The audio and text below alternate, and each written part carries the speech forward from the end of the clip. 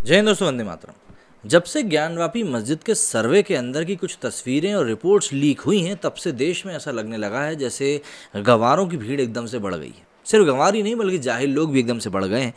किसी की आस्था के प्रति इस प्रकार से मजाक उड़ाते हुए पहले कभी किसी को देखा नहीं था।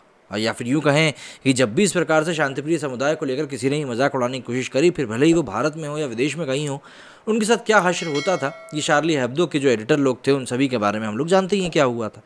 अब ऐसे में ज्ञानवापी मस्जिद को लेकर जितना भी कुछ विवाद चल रहा है, उन सभी विवादों के बीच में अब कोर्ट कचहरी के चक्कर लगाने भी लोगों ने शुरू कर दिए हैं।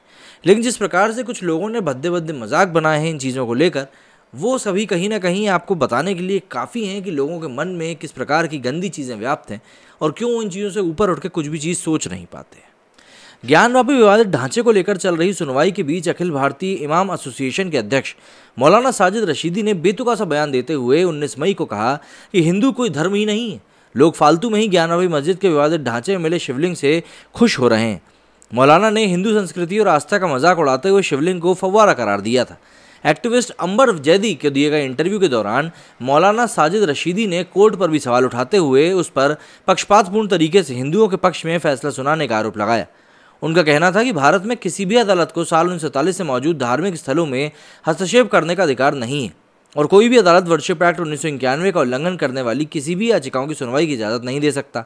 इस मामले में सेशन कोर्ट ने याचिका को इजाज़त देकर और वीडियोग्राफी सर्वेक्षण की अनुमति के बाद अब वजूखाने में मुस्लिमों के प्रवेश पर रोक लगाकर मस्जिदों की धार्मिक प्रथाओं का उल्लंघन किया है।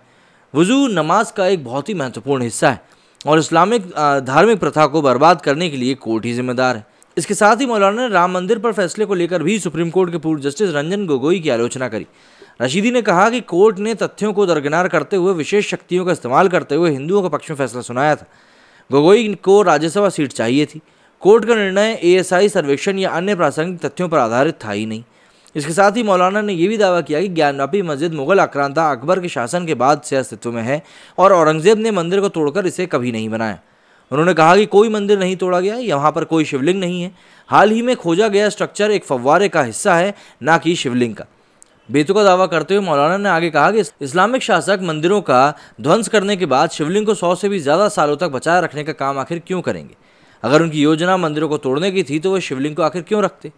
वहीं जब अंबर जैदी ने पूछा कि मुस्लिम समुदाय के लोग शिवलिंग का सोशल मीडिया पर क्यों मजाक उड़ा रहे हैं और हिंदुओं की धार्मिक भावनाओं को आहत कर रहे हैं, तो इसके जवाब में मौलाना रशीदी ने कहा कि हिंदुओं ने खुद ही अपना मजाक उड़ाया है। रशीदी के मुताबिक फव्वारे को शिवलिंग कहने अपने आप में एक बड़ा मजाक है, लोग इसका मजाक क्यों नहीं उड़ाएंगे। उन्होंने ये भी कहा कि कोई हिंदू धर्म है ही नहीं। हिंदू विरोधी बयान को लेकर कुख्यात मौलाना साजिदी रशीदी ने इसी साल 8 जनवरी 2022 को हिंदुओं को धमकी देते हुए कहा कि भविष्य में कोई मोहम्मद बिन कासिम अयोध्या के राम मंदिर को ध्वस्त कर सकता है। इसके साथ ही रशीदी ने दावा किया कि भारत पर राज कर चुके मुस्लिम शासक लिबरल और धर्मनिरपेक्ष थे। उन्होंने मस्जिदों के साथ ही मंदिरों का भी निर्माण करवाया था। इस्लामिक शासकों ने हिंदू धार्मिक स्थलों की सुरक्षा के लिए दान भी दिया था। गौरतलब है कि इससे पहले अगस्त 2020 में राम मंदिर की भूमि पूजन के दौरान भी रशीदी ने विवादित टिप्पणी करी थी। तब मौलाना ने धमकी दी थी कि राम मंदिर का ध्वस्त कर फिर से मस्जिद बनाई जाएगी। इसके साथ ही पीएम मोदी के अयोध्या के कार्यक्रम में शामिल होने को भी संविधान का उल्लंघन बताया था। गौरतलब है कि हाल ही में वाराणसी कोर्ट के आदेश के बाद विवादित ज्ञानवापी ढांचे के वीडियो सर्वे के दौरान वहां वजू खाने के अंदर शिवलिंग मिला था। वजू खाने मस्जिद के अंदर की वो जगह है जहां पर नमाज के पहले मुस्लिम अपने हाथ पैर धोते हैं। मंगलवार को सुप्रीम कोर्ट ने भी विवादित ढांचे से उस जगह को बचाने के आदेश जारी किए जहां पर शिवलिंग मिला है। जाहिर सी बात है, इस पूरी घटना के बाद से काफ़ी सारे लोगों ने जिस प्रकार से सोशल मीडिया पर मजाक उड़ाना शुरू किया है, वो ऐसी ही घटिया मानसिकता का एक प्रमाण मात्र है कि किस तरीके से लोग दूसरे धर्मों की आस्था का मजाक उड़ाने में कभी पीछे नहीं उठते। लेकिन जब उनके धर्म का किसी ने गलती से ही मजाक उड़ा देता है तो फिर वो किस तरह से रिएक्ट करते हैं, ये सभी को पता है। मेरे स्टूडियो फिलहाल इतना ही। जय हिंद, जय भारत।